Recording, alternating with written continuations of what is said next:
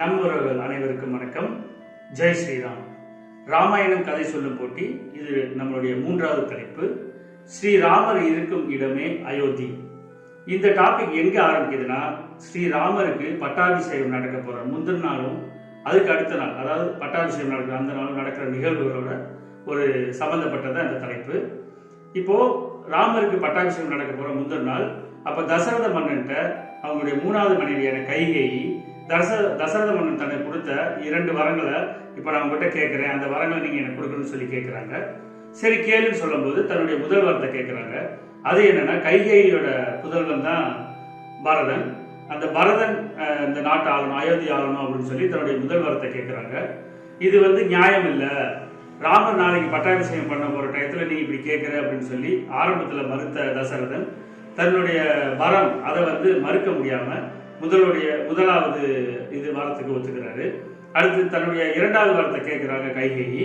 அது என்னன்னா, ஸ்ரீராமர் அவர் 14 வருடங்கள் வனவாசம் போயிட்டு திரும்ப வரணும் அப்படின்னு சொல்லி கேட்கிறாங்க. இதை கேட்டவுடனே அதிர்ந்து போன தசரத மன்னன் இதுக்கு வாய்ப்பே இல்லைன்ற மாதிரி ஆரம்பத்தில் மறுக்கிறாரு. ஆனால் வேற வழி இல்லை, அவர் கொடுத்த வரங்கள் 2 வரங்கள்ன்றதுனால அவர் 2 வரங்களுக்குமே ஒத்துக்கிட்டு கைகேயி அவங்க கேட்டதுக்கு ஒத்துக்கிறாரு. இப்போ ஸ்ரீராமர் மன்னனா முடிசூட்டிக்க போற அந்த நாள் வந்துருச்சு. அயோத்தி நகரம் முழுவதுமே மகிழ்ச்சி வெள்ளத்துல மக்கள் அனைவருமே ஸ்ரீராமர் மன்னனா முடிசூட்டிக்க போற அந்த தருணத்துக்காக காத்திருந்து மகிழ்ச்சியா காத்துக்கிட்டு இருக்காங்க. முடிசூட்டிக்க போறதுக்கு முன்னாடி கோயிலுக்கு போலான்ட்டு ராமர் போயிட்டு இருக்காரு. போயிட்டு இருக்கிறப்போ தசரத மன்னனுடைய தேரோட்டியான சுமித்திரர் அவர் போய் ராமரை கைகேயி அழைச்சாங்க அப்படின்னு சொல்லி கூப்பிடுறாங்க. ராமர் அவர்களும் அன்னையான கைகேயை பார்க்க வந்துகிட்டு இருக்காங்க. போய் பார்க்கும்போது கைகேயி என்ன சொல்றாங்கன்னா, உங்களுடைய தந்தை சொன்ன 2 கட்டளையை நான் உங்களுக்கு இப்ப சொல்றேன் அப்படின்னு சொல்லி சொல்றாங்க.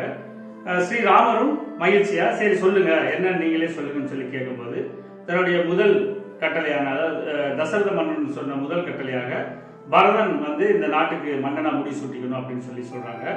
இதை கேட்ட ராமர் எந்த விதமான சலனமுமே இல்லாம சந்தோஷமாவே பரதனும் மன்னரா முடிசூட்டிக்கிறதுக்கு தகுதியானவங்க தான் அப்படின்னு சொல்லி மனப்பூர்வமா ஒத்துக்கிறாரு. அடுத்து 2வது கட்டளை என்னன்னு கேட்கும்போது, நீங்க 14 வருஷம் வனவாசம் போயிட்டு வரணும், துறவரம் கோலம் பூண்டு வனவாசம் போயிட்டு வரணும்னு சொல்லும்போது இதுக்கும் ராமர் எந்த விதமான சலனமே இல்லாம மனப்பூர்வமா ஒத்துக்கிறாரு. அவர் என்ன சொல்றாருன்னா, தந்தை தனக்கு கொடுத்த மன்னர் அந்த பதவி எனக்கு பெரிய சுமையாகவும், நீங்க இப்ப என்னை துறவரம் போயிட்டு வர சொல்லியிருக்காருன்னு சொல்றது எனக்கு சுதந்திரம் அளிச்ச மாதிரி இருக்குன்னு சொல்லி அதையும் மகிழ்ச்சியா முழு மனசோட சரின்னு ஒத்துக்கிட்டு இந்த 2க்குமே ஒத்துக்கிட்டு வனவாசம் போறதுக்கு தயாராகிறார். மன்னரா முடிசூட்ட தயாராக இருந்த ராமர் கைகேயியோட இந்த 2 கட்டளைகளையும் கேட்டுட்டு துறவரம் கோலம் பூண்டுறாரு. காவி உடை அணிந்து தன்னுடைய அன்னையான கோசலையை பார்க்க போறாங்க. மன்னர் கோலத்துல வருவாரு அப்படின்னு எதிர்பார்த்திருந்த கோசலைக்கு ராமர் எந்த கோலத்துல பார்க்கும்போது பேரதிர்ச்சியா இருந்தது. நடந்த விஷயத்தை எல்லாத்தையும் கேட்கிறாங்க. அப்ப முதல் விஷயமா பரதன் முடிசூட்டிக்க போறாரு அப்படின்னு சொன்னோடனே கோசலையும் அதை மனப்பூர்வமா ஏத்துக்கிறாங்க. பரதனுக்கும் மன்னராக இருக்கக்கூடிய அனைத்து தகுதிகளுமே இருக்கு, அதுக்கு பொருத்தமானதான் சொல்லி கோசலையும் அதுக்கு ஏத்துக்கிறாங்க.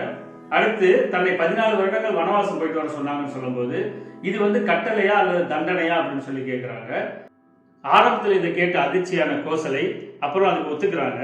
ஆனா என்ன சொல்றாங்கன்னா, நீ வனவாசம் போனா நானும் கூட வரணும் அப்படின்னு சொல்லி ராமர்கிட்ட கேட்கும்போது, இல்ல நீங்க இங்க இருந்து தந்தையை பார்த்துக்குங்க அப்படின்னு சொல்லி அவங்க இங்க இருக்கும்படி சொல்லிட்டு தான் மட்டும் வனவாசம் போறதுக்கு அன்னைகிட்ட அனுமதி வாங்கிடுறாங்க.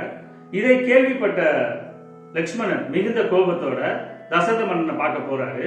அப்படி போன லட்சுமணனை ராமர் போய் தடுத்து, இது தந்தையுடைய ஆணை, அதை நம்ம கண்டிப்பா போய் தான் ஆகணும், அதை மீறி அவங்ககிட்ட மறுத்து பேச வேணாம் அப்படின்னு சொல்லும்போது தானும் கூட வர்றதா லட்சுமணன் கேட்கிறாரு.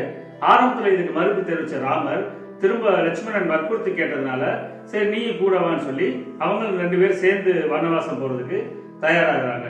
அடுத்து ராமனும் லட்சுமணன் சேர்ந்து லட்சுமணனுடைய அன்னையான சுமித்திரையை பார்க்க போறாங்க. சுமித்திரையை பார்த்து நடந்ததை சொல்லும் போது சுமித்திரை என்ன சொல்றாங்கன்னா, லட்சுமணன்ட்ட நீயும் உங்க அண்ணன் கூட ஆரம்பத்துல லட்சுமணன் சுமித்திரையை பார்த்து இந்த விஷயத்த சொல்லும் போது கலங்குறாங்க, அழுகுறாரு. அப்ப சுமித்திரை என்ன சொல்றாங்கன்னா, நீ கலங்க கூடாது, இதை கேட்டு நீ அழுக கூடாது, அப்படி நீ அழுதனா ராமர்கிட்ட நீ விலகின மாதிரி ஆயிரும், அதனால நீ மனப்பூர்வமா ராமர் கூட ஒரு அடிமையா நீ போ, அவங்க தேவையான எல்லாத்தையும் கூட இருந்து செய்யற மாதிரி ஒரு அடிமையாக தான் நீ போகணும், அவங்களுக்கு ஏதாவது ஒரு பிரச்சனைனா அவங்களுக்கு அதை முன்னாடி நின்று நீ சரி பண்ற ஒரு ஆளா போய் இருக்கணும் அப்படின்னு சொல்லிட்டு அப்பதான் அவங்க இந்த வார்த்தையை சொல்றாங்க. என்னன்னா, ஸ்ரீ ராமர் இருக்கும் இடமே உனக்கு அயோத்தி அப்படின்னு சொல்றாங்க. இனிமேல் ராமர் தான் உனக்கு தந்தை அப்படின்னும், சீதை உனக்கு அன்னை அப்படின்னு சொல்லி இந்த வார்த்தையை சொல்றாங்க. நன்றி.